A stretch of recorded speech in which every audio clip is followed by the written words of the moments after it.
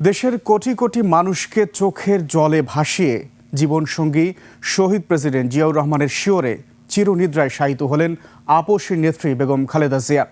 পূর্ণ রাষ্ট্রীয় মর্যাদায় দাফন করা হয় তাকে।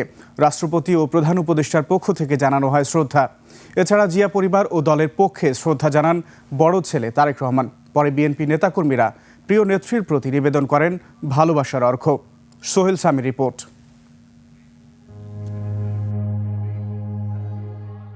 ৩১ ডিসেম্বর ২০২৫, তখন সন্ধে 4:45। জাতীয় সংসদ সংলগ্ন চন্দ্রিমা উদ্যানে জীবনসঙ্গী শহীদ প্রেসিডেন্ট জিয়াউর রহমানের শিয়রে চিরনিদ্রায় শায়িত হলেন বেগম খালেদা জিয়া।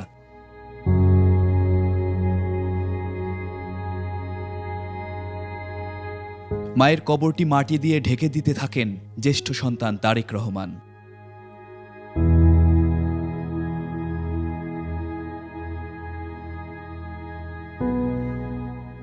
এরপর কবরে মুঠো মুঠো মাটি ছড়িয়ে দেন আত্মীয় স্বজন ও সরকারের উপদেষ্টা ও পদস্থ কর্মকর্তারা। অতঃপর দেশনেত্রীকে রাষ্ট্রীয় সম্মান জানান সশস্ত্র বাহিনীর চৌকস দল। এ সময় বিয়োগলে বেজে ওঠে করুণ সুর।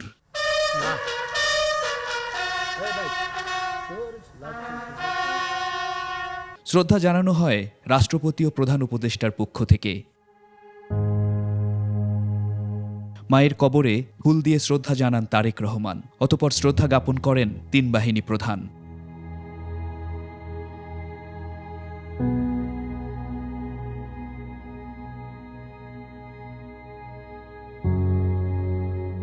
বিদায় বেলায় আপোষহীন দেশনেত্রীকে জানানো হয় সমন্বিত অভিবাদন। সৃষ্টিকর্তার দরবারে খালেদা জিয়ার আত্মার মাগফেরাত কামনায় দোয়া। অশ্রুসিক্ত জাতি পরপারে তার জন্য কামনা করে শান্তিময় জীবন। আর ফিরবেন না প্রিয় নেত্রী, আর শোনা যাবে না তার স্বর। তবু গণমানুষের হৃদয়ে বেঁচে থাকবেন খালেদা জিয়া আপোষহীন নন্দিত নেত্রী হয়ে।